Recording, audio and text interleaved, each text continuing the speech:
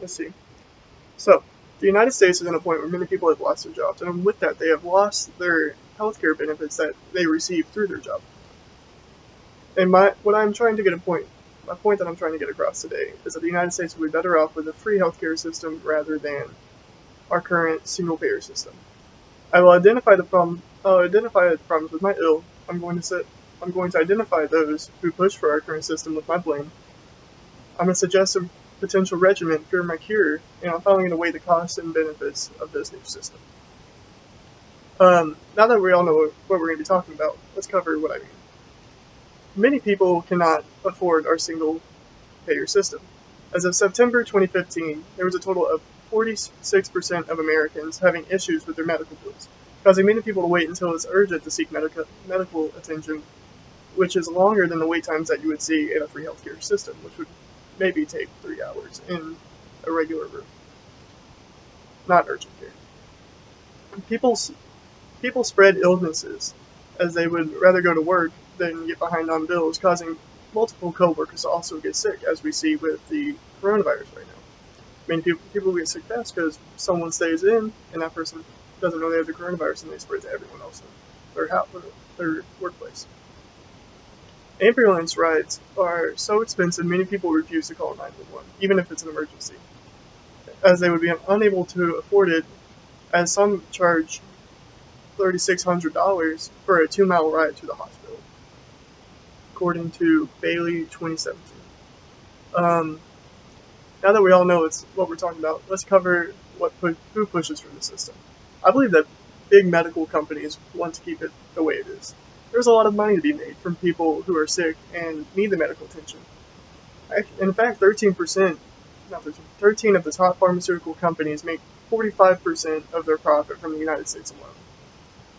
These companies pay news networks and produce commercials pushing that a free healthcare system is a slippery slope towards socialism, and that American people are, and to a point where American people are brainwashed into believing that socialism is a bad thing, at a point where 68% of Republicans view socialism as a bad thing, and that it would never work.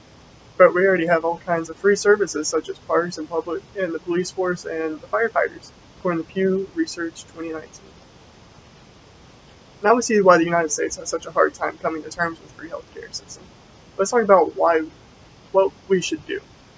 How are we going to pull off the national free healthcare system?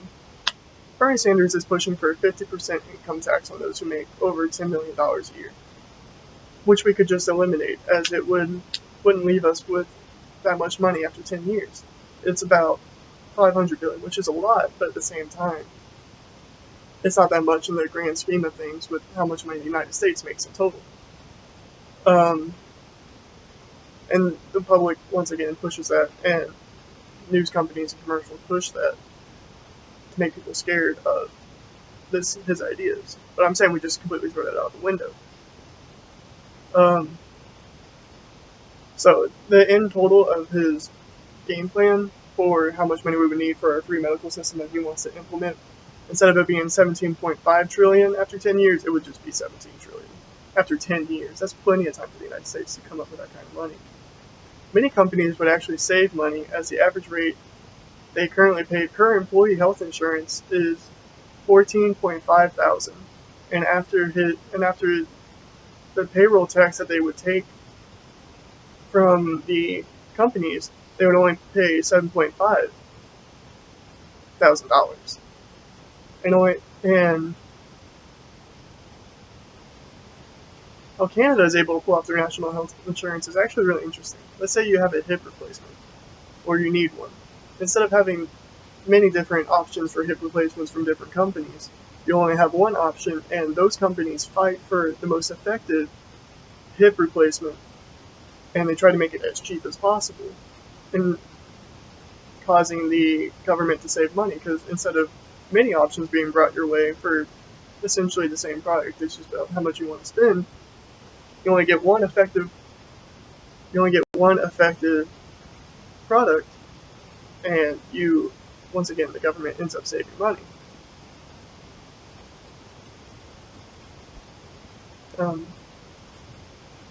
But how is this better than a single-payer system?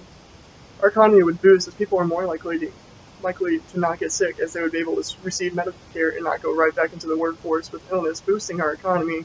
According to Starrett in 2014, there would be a lower mortality rate as people would be able to get their issues checked out way sooner than they are currently able to, saving an estimated 68,000 lives, according to Bernie in 2020. Although wait times would increase in hospitals, you would receive treatment a lot faster than waiting a few months in order to afford payment, or you're just pushing it off because you don't think it's that serious. But you would be able to get it sooner, because why wouldn't you go if you're at least a little concerned about it? Now it's just a matter of time to bring in the free healthcare system. Let's see. A free healthcare system is actually better for the people than our current single-payer system. I have identified my ill. I have explained who would be against this and my blame. I stated my cure, and I showed how this is better. Now, next time you call 911, think about how expensive that ride's going to be.